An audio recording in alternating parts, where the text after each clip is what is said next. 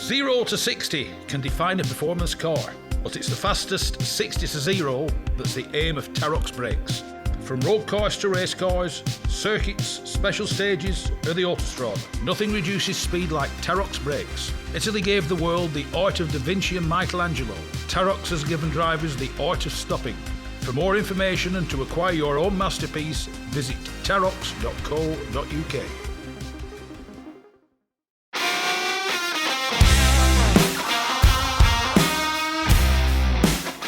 Yes, it's me, Mark Stone, and this is the Backseat Driver Podcast.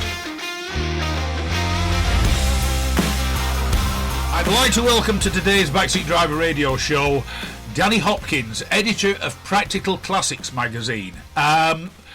Anybody who follows social media or anything like that will have realised that with the plague in town, the classic car world seems to have exploded even more than usual. The shows aren't happening, so thereby is the problem, but it hasn't stopped the owners restoring cars, working on cars and buying cars. The sales of classic cars of all types is incredible.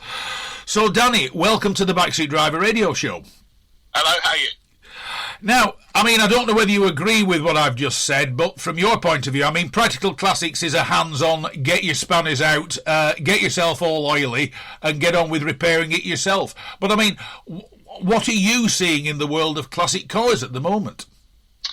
It's really buoyant. I think what happens is when times get tough, people get back into their kind of the things that make them feel good.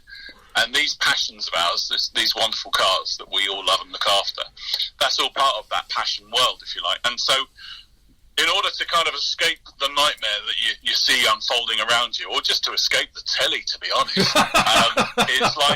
it's time to get into the shed and have a fettle. Or if not into the shed and have a fettle, get into the shed, get into your car and go for a drive. Just get back in touch with something real. And I think one of the things that working on a classic car does for you is for me anyway, and I can only speak personally, is it gets me back in touch with things. It gets me back in touch with something physical. If you fix something and it works, it's really tangible. It's you can't deny it. It's very single-minded. It's a bit like doing the garden in a way, but except for blokes. I'm just putting in, as I said, I'm not mechanically minded, but occasionally if I do have to fix something and the fix works, I sit back, have a pot of tea, and dare I say, enjoy a quick cigarette and think, my, I actually fixed that. Yeah, exactly. It's a good feeling. It's a great feeling. A lot of our, and by the way, it's not just blokes; it's women too. We've actually now got more female readers of the magazine than ever before, which I'm really pleased about. It's to find out what their husbands are up to. That's why. Well, that's probably what it is. Yeah, but So I'm not surprised that classic cars are buoyant at the moment. That it's booming because. I think people are very aware that the world is quite a difficult place to be in at the moment, and they want their comforts. They want their things that make them feel good, and certainly owning and running and fixing a classic car for me is the thing that makes me feel better than anything else. As I was saying, what do you find are the most popular classic cars? Because, as I said, watching social media, the one thing you notice, and as I said before we went on air, a friend of mine deals in what I call affordable classic cars, things like Minis, Morris Minors, things like that. That seems to be the area of classic cars that is increasing in popularity. What you might call the affordable, the more ordinary classic cars, standard Vanguards, anything like that. It's just one of those. That seems to be where the attention is heading towards, ordinary cars, without being disrespectful to the cars. No, absolutely, and those are the cars that Practical Classics celebrates more than any others, because we're interested in the cars that touched our lives. First, I think the first thing to say about that is that the popularity of these, what you call affordable classics, is based around nostalgia as much as anything else. These are the cars we remember breaking down in when we were kids, and these are the cars that touched our lives. And actually, somebody asked me about the cars that Practical Classics features, and I had to think about it, and I came up with the idea that, the glossy magazines feature the cars that were on your wall, but Practical Classics features the cars that are on your parents' drive. Yeah. And there's a big difference there. And those are the cars that we feel more affectionate about. Let me tell you a little story. I've been on lots of photo shoots as a classic car journalist. I've been on photo shoots with Ferrari Dinos, with Lamborghini Countachs. I've been on photo shoots with all kinds of Astons and Exotica. I've also been on many, many photo shoots with Allegros and Marinas and Ford Cortinas. I'll tell you what, people come and see what you're doing, and they crowd round. But after 10 minutes, they move on with the exotic stuff. But after half an hour, they're still there with the cars that are further down the food chain, if you like. Yeah. And the reason is that everybody has got a story. Everyone's got a tale to tell about the cars that their parents or their grandparents or their uncle had. The first car they learnt to drive in, the car that they brought their baby home from school, from the hospital in. These are the ordinary cars that touched our lives, and there are stories around them. So that's one of the reasons why I think they're so popular. Also, the reason that Practical Classics features so many people in the magazine as well as cars, because it's not just about the metal. With our cars, the cars down our end of the playing field, it's about the relationship you have with the car as well as the car itself. Do you know what I mean? Yeah. Yeah. So I'm not surprised that it's so popular. The top end has had its boom time, and I think a lot of that is to do with people who speculate with classic cars in the same way that they might speculate with gold or fine wines or whiskey. I think that's driven a lot of the price rises at the top end of the food chain. But down our end, what I call the enthusiast's end, the popularity is based on nostalgia, and I think also, given what we've just been through or what we're going through right now with COVID, I think the popularity is based on actually saying to yourself, well, I want something for me. I want something to do that's mine and that I can enjoy, and that will be here when all this is over, and I can enjoy even more then. Yeah. I mean, what would you say, in your opinion, is one of the more popular classic cars? Because, ironically enough, you alluded to the Morris Marina, and one of the things I do in the normal times, I commentate at a lot of classic car shows. And people are stunned when I say one of the rarest classics on the British roads is the Morris Marina. And in my opinion, apart from the fact Top Gear constantly kept dropping grand pianos on them, ordinary cars, Morris Marinas, anything like that, once they come to the end of their life, people scrap them off. So it is not the Exotica that is rare, it is the ordinary that is rare now. Yeah, absolutely. The street furniture of our youth is gone. And you're not wrong. You're really not wrong about that, because people don't value them. There is a kind of period of a death period for a lot of cars, which is sort of between 15 and 25 years, where they just get binned off. People don't value them. People don't think they're important. Then suddenly you find there's only 10 left, and that's when they become ultra important, because suddenly you've got this social document that has gone. Now, I mean, I'm very enthusiastic to make people aware that these cars are more exclusive than, say, an equivalent Ferrari of the same year. You'll find that with something like Ferrari 250 GTO, there's probably dozens of those now around the country. There are more of them than there are Mazda 626 coupes. So in a sense, if you want to have a relative argument and compare the two, the Ferrari is common as muck. Yeah. The Mazda is the exclusive car. The Mazda's the car that actually people will turn around and go, blimey, I haven't seen one of those for years. So if you want exclusivity, if you want something that really stands out from the crowd, something that will get people coming over to you on garage forecourts, and boy, have I been there, usually when you're in a hurry, to have a conversation about the Mazda 626 coupe their dad had, or the Mazda 626 coupe that you had that was the best car you ever owned and that you loved and that you really sad you sold it and wish you hadn't.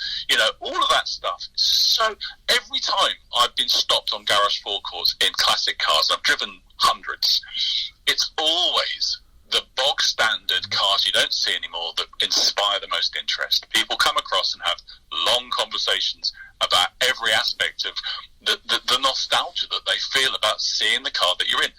As for Morris Marine, I can let you into a little exclusive. How about this? Go on.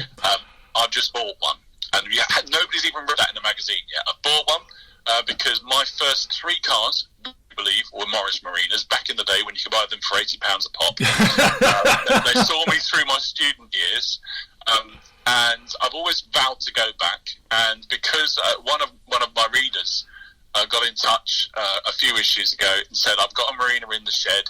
I'm never going to put it back on the road. I'm too old now. Would you like it? And I said, yes. And I tell you what, he bought it in 1979. He parked it up in 1989, and it hasn't moved since. And we've extracted it. We're going to restore it. We're going to put it back on the road next year, because next year, would you believe, is the 50th anniversary of the launch of Morris Marina. 50 years. Just put that in. 50 years, half a century since the Morris Marina was launched. And the fascinating thing about this car, I mean, the Morris Marina's got a fantastic club, by the way. The club is superb. My Marina and ITAL Owners Club is great, really passionate enthusiasts. I tapped into them. I told them I got this car. They said, well, what's the chassis number? I told them the chassis number, and they told me that I've got the second oldest Morris Marina coupe in Britain. It was built 2 weeks after production began. So how about that for exclusive? Which besides the coupe, is it the 13 or is it the more desirable twin cam 1800 with the MGB engine beneath its bonnet? They never made a twin cam. The B series is the big block. Yes, the big block Morris Marina. But it's a 1300, just a lowly 1300 Super. But I'll tell you what, having owned both an 1800 and the 1300, I actually prefer the 1300. Reason being, the 1800 is a boat anchor of an engine. It's very heavy. In the understeer, I mean, Marinas suffer from understeer at the best of times, but with a big, heavy engine up front, it's pretty tough. You get more grunt, but it's you head for the hedge quite quickly. So I've always actually, I've only had one 1800. Most of my Marinas have been 1300s, and the A series, if you set it up nicely, is quite perky. So it's a 1300 Super, pretty much base spec. And it's in lime flower green as well. Get that lime flower. It's kind of my daughter. I showed her a picture of it of me dragging it out of this shed, and my daughter just said, "Dad, that's poo green," and I thought, yeah, it kind of is. It's probably the least desirable colour for one, isn't it? Probably. Well, it probably is. But I tell you what, I'm more excited about that than I have been about anything for a long time. It's a fabulous car, and I'm really looking forward to getting my teeth stuck into it. And we want to do quite a quick restoration on it, because we've got a little plan. The Marina, would you believe it? The Marina was launched. Its official launch, where they invited all the journalists to come and drive them, was in Cannes. Would you believe it? Cannes in the south of France. Right. Yeah, and that was in April 1971. So I want to get this Marina done by March, and I want to drive it to Cannes, and I want to replicate the original launch. Because why not? Let's drive a Marina to Cannes. Let's show them what a real car looks like.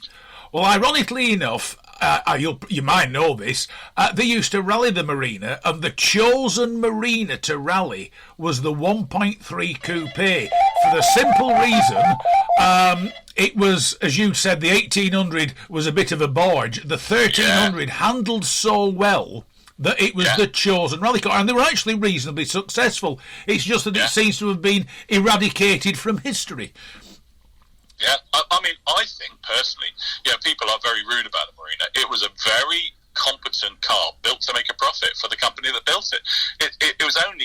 It's for me, having driven Cortinas and Marinas and Vivas, of the three, I think the Marina's the easiest and most pleasant to drive. And I know I'll probably get shot down for that, but there is no difference between any of those three vehicles in terms of the market demographic they're aimed at and the quality of the car that was built to serve it. So, people, it's great to be rude about the Marina. It's great to be rude about the Allegro. It's really funny.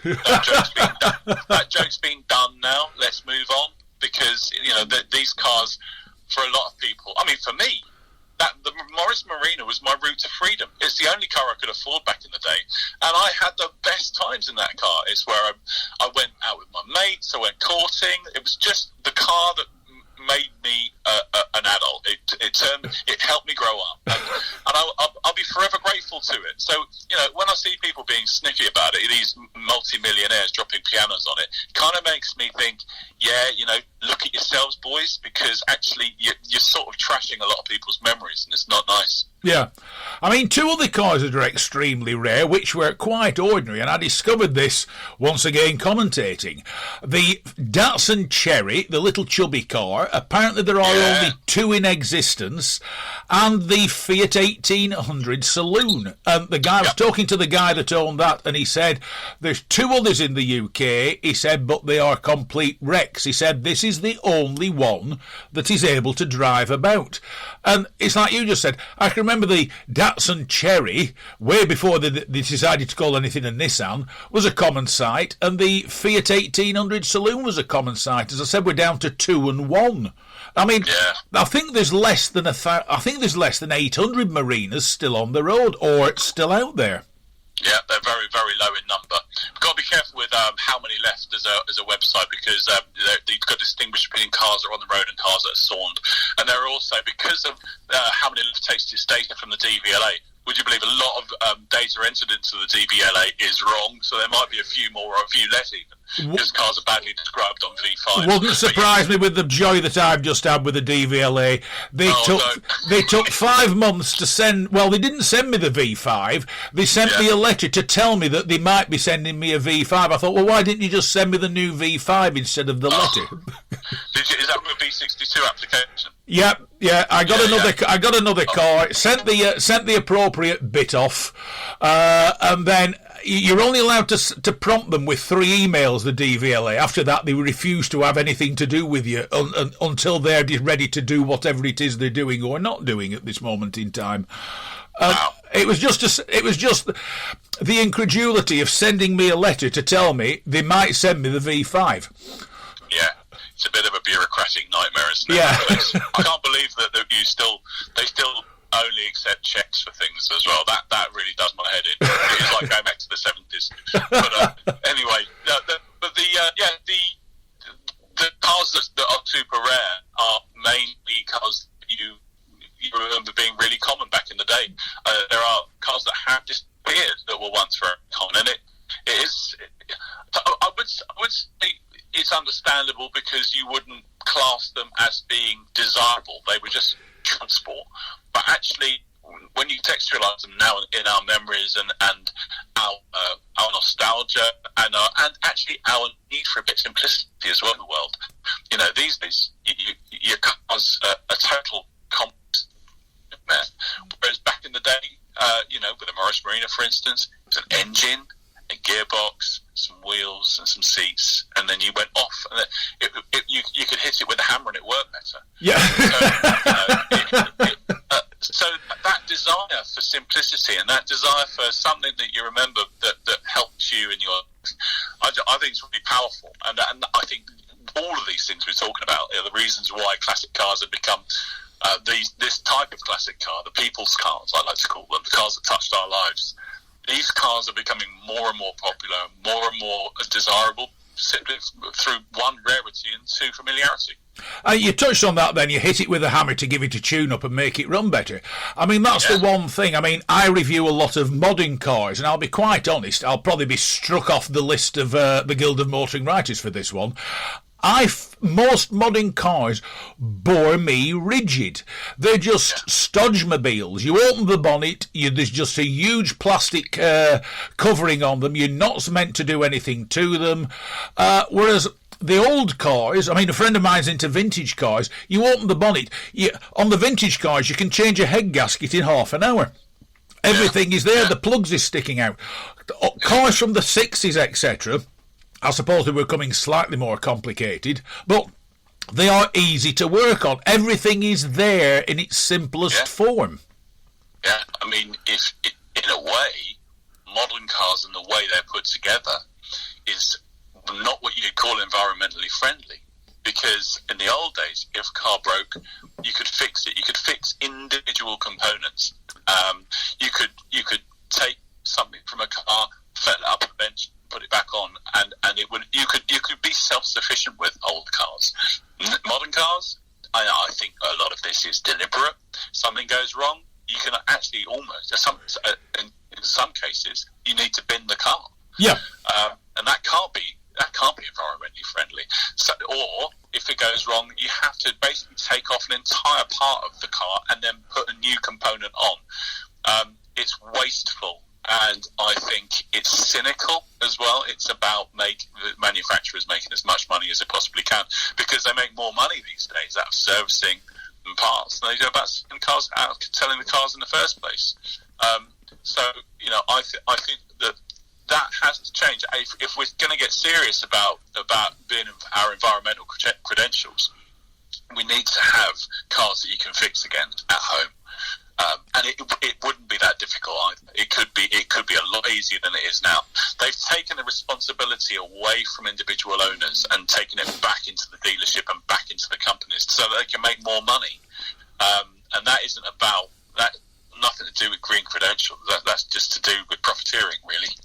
Now, I mean, making that point, I've always said, I mean, like, people into classic cars, you've got to be able to be a mechanic. The modern garage doesn't have mechanics, it has fitters, because as you said, the only thing they do, they take part A off and part B off and put a brand new part A and part B back on, and the car, because the car talks to the laptop, it's quite happy once it's had that done. But I mean, the one thing I do notice with friends who are in the classic car industry and the restoration industry, there's a decreasing number of mechanics or skilled mechanics and a decreasing number of young people wanting to be mechanics. I mean, are the young people getting into this and wanting to go and buy themselves a set of tools? I think it's really interesting. There's a perception that young people aren't as into it or want. I think they are, but the problem is the opportunities aren't there, and they don't consider them. They're not given those opportunities as options. If you look at someone like the Heritage Skills Academy in Business Heritage, which is a fabulous place, and I urge anybody who's not been there to go and have a look, there are a group of 40 really motivated young people training to be classic car restorers and mechanics, looking at different specialisms, and they are as enthusiastic as anybody. They still have granddads who were fixing cars and remember them. I mean, we all get turned on to cars, I think, through our parents more than anything else. And my earliest memory of my dad is lapping in valves on a Ford Kent engine. So, no wonder I'm doing what I'm doing. I love engineering that's on the outside, and I think it's inspiring and really interesting. And in a world where you press a button and stuff happens for you, and you don't engage with any processes, and when you work, you don't really see an end product, I think actually getting kids involved in classic cars will save them from a life of boredom, to be honest. There's nothing more inspiring, nothing more fun than working on a classic car and getting it to work better.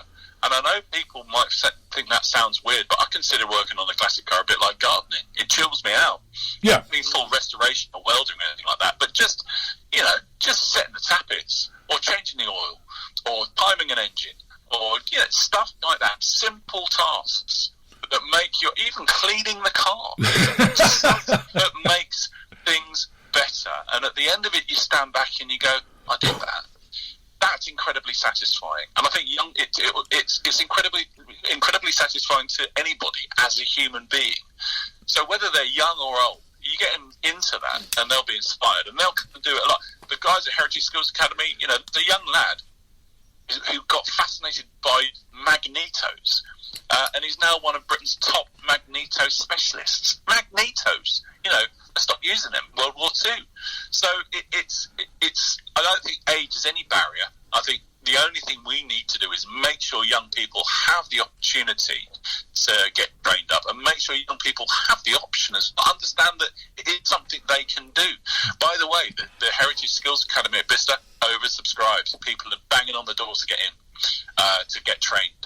So, there is a skills shortage in classic cars, but I also think that there is also huge willingness on the part of young people to get involved, but only if they're shown the door. Yeah.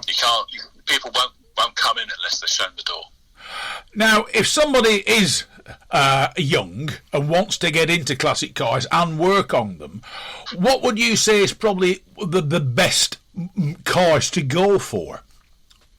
Well, I think so many young people started on Morris Minors and Minis. And I think that's a really great place to start. And the Morris Minor Owners Club has got a fantastic youth wing, and their young members. I think there are 300 or 400 around the country. They're brilliant. They get together. They have a laugh. They don't let adults in.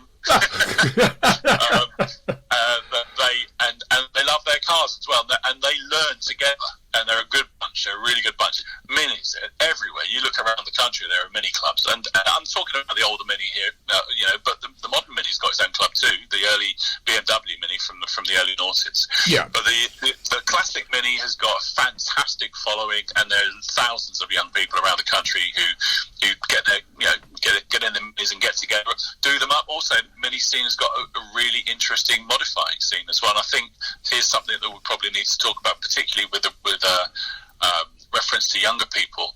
The modifying scene is really vibrant and still alive, and it's not it's not the kind of max power scene we remember from the 90s and the 80s, where you used to put a stupid wing on it and lowered it and put silly. It's about just personalising something in a really nice way without compromising its drivability, because I think one of the things that is important to mention when young people get involved in classic cars, often those classic cars are the only car they've got, and it's a car that they need to use to get to work, even if they're on the parents' insurance policy. So I think that there is, if you're talking about the cars that I would urge my kids to get involved with as a first step in classic car ownership, Morris Minors and Minis all day long. They're both still plentiful. The parts are cheap. You can basically build both cars from parts that are available to buy off the shelf. And they've got great club followings and a great social scene around them. I think the other one to mention, VWs. So if you've got either an air-cooled VW or an early Golf or something like that, the VW scene's really vibrant and really exciting, really interesting. I think there's something really good to go for there as well. VW scene, Morris Minor, Minis. I mean, that's the other thing. Whilst commentating, I've had the class categories moved, and I now finish off 1990 to 2005. Yeah. And it's interesting. It also gives What is a classic? And I've had cars in the 1990 to 2005 category, and I look at them. It's like the Peugeot 205 GTI. I can remember being on the launch of that when it was a brand new car, and you think, stroll on. But the one thing I've tried to do, especially for young drivers, because you get a lot of young drivers with these cars, is to try and say, look, these cars are classics. I mean, how do you define, or how would you define a classic car, especially the modern classics? We really need a pint for this, don't we? We need to be in a pub drinking pints to have this conversation properly. But we talked about this on the mag a few weeks ago, and here is what we thought. Until 10 years ago, you could define a classic Mustang. If it's got chrome bumpers, it's a classic. Yeah. I think the world's moved on now. Here's the thing. I think, from my mind, I'd say if it's got a tape deck, it's a classic. Now, then we think, hold on though, even if it hasn't got a tape deck, but it's got a CD player, is it? So we're moving forward step by step. The truth is about how you define a classic. If you love your car and cherish it, and you think it's a classic, in my mind, it bloody is. Yeah. Sorry, pardon French, because no one else has really got the right to define what you drive in so general a term, because it is a very, very general term, classic. If it's classic to you, it's a classic. That's what I say. Yeah.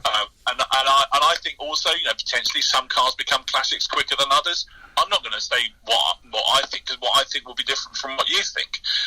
It's all about perception. And if you think it's classic, I think it probably is. And if you want to have an argument about it, that's fine too. I think as long as we're respectful of each other and we do it with good humour, that's a good debate to have. What I can't stand is snobbery.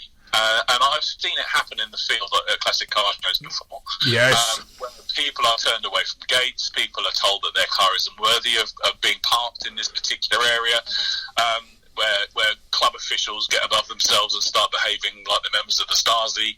To be honest, that doesn't happen nearly as much as it used to. And one of the things that I've actually written about in the latest issue of Classical Classics is that we are now living in times which are a lot more inclusive and a lot more relaxed. And people, I've been to classic car shows, especially local shows, where you see a 2000 TVR parked up against a pre-war Alvis, and you know what? These shows are all the better for it, because what happens then is people are fascinated and surprised and continually interested by the different variety of cars that they see before them. It also means you've got young people talking to older people and getting interested in older cars.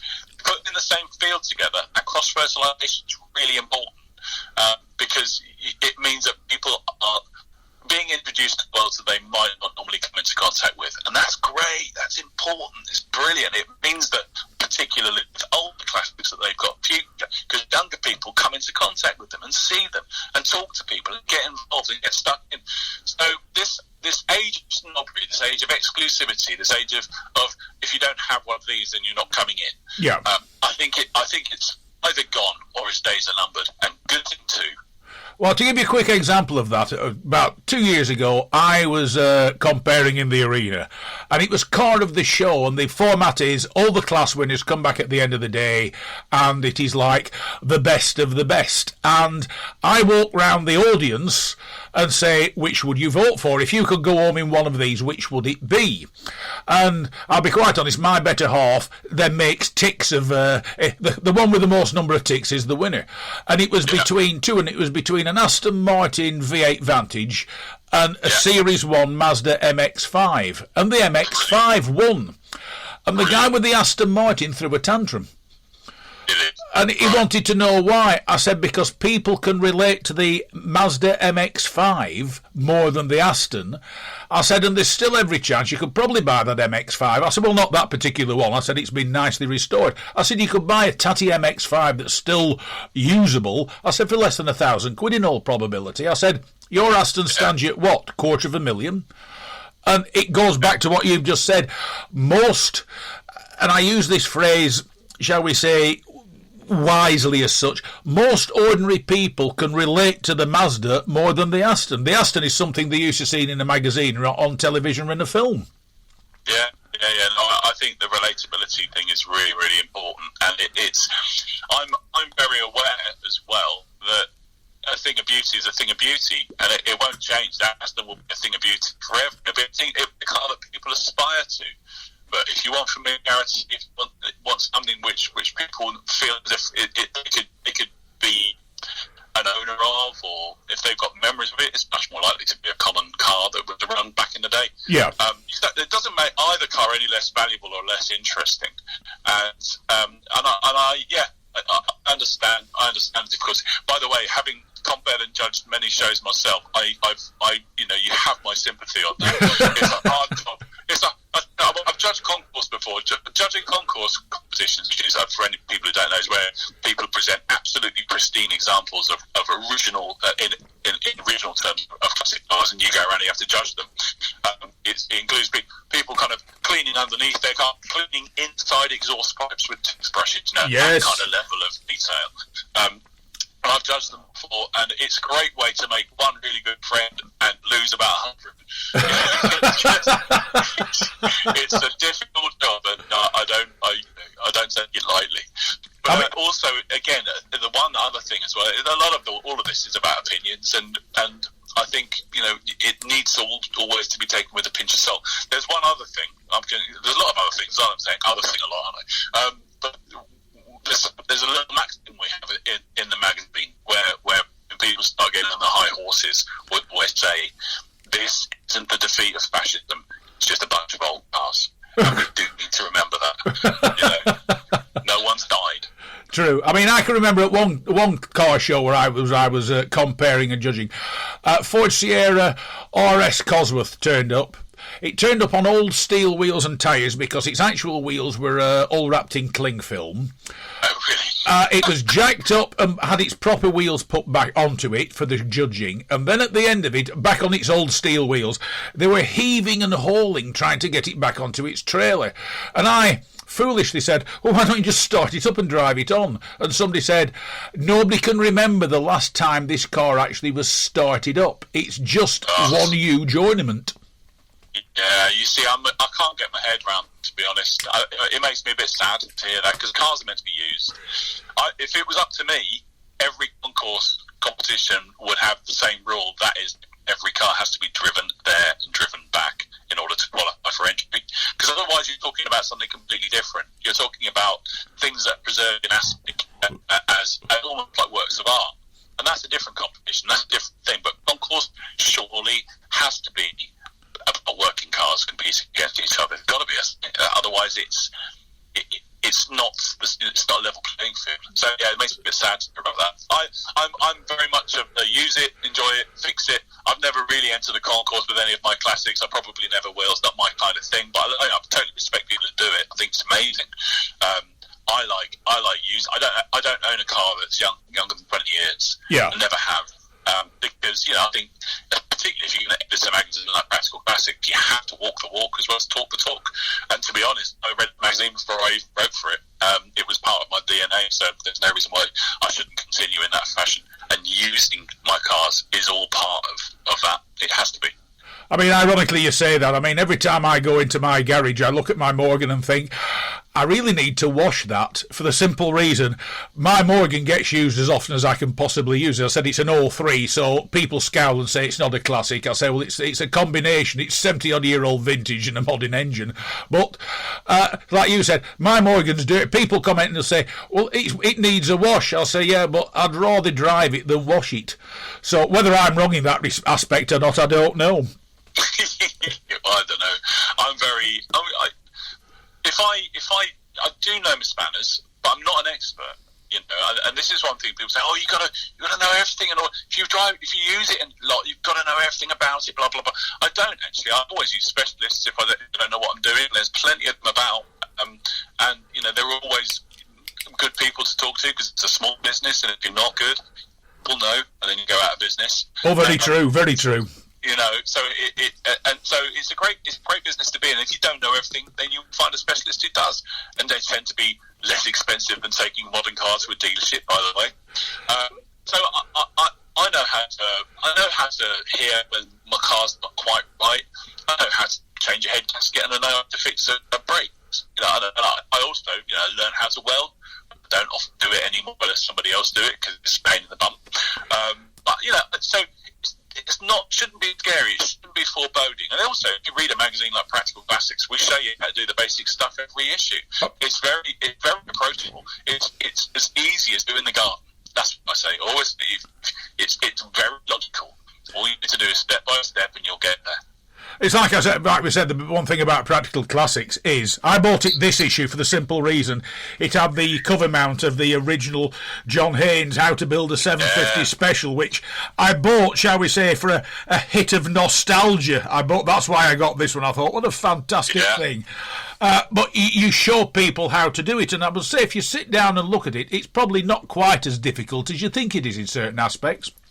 No, it's not, and there's a lot of mystification around working on cars, and actually deliberately so, because I think some people like to keep other people stupid so they can make money out of them. But if you do it yourself, it will help you with it, and if we can't help you with it, then we've got our online portal called Skill Shack, where we talk about all the aspects, about 150 videos up there showing exactly how to do stuff.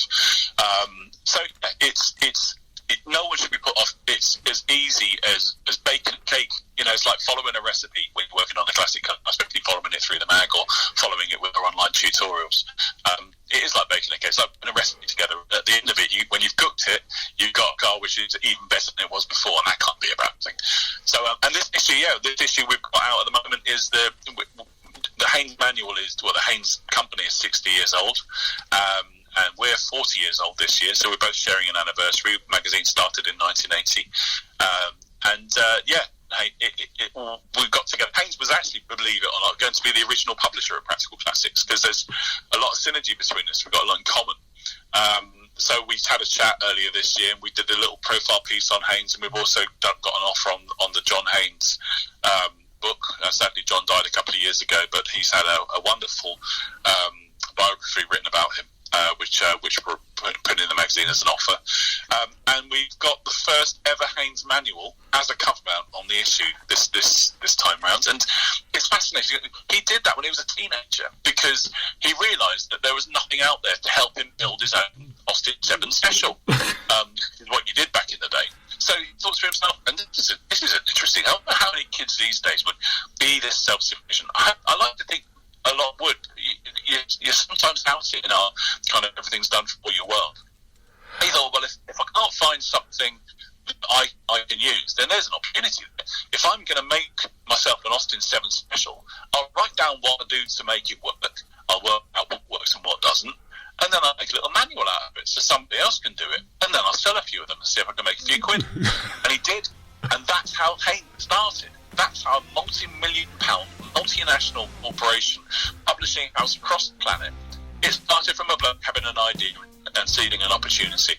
And made partly to help himself, but also to help other people. It's a fabulous story, And it was amazing, absolutely amazing. So we're really proud to have that on the cover of the mag. Haynes reprinted it specially for us. What a cracking little thing to have. Danny Hopkins, we could carry on chatting, as you said. We need to be in a decent alehouse carrying on this. But regrettably, time is our enemy today. So, Danny Hopkins, editor of Practical Classics magazine, thank you very much for joining me on today's Backseat Radio Show. It's been an absolute pleasure chatting to you.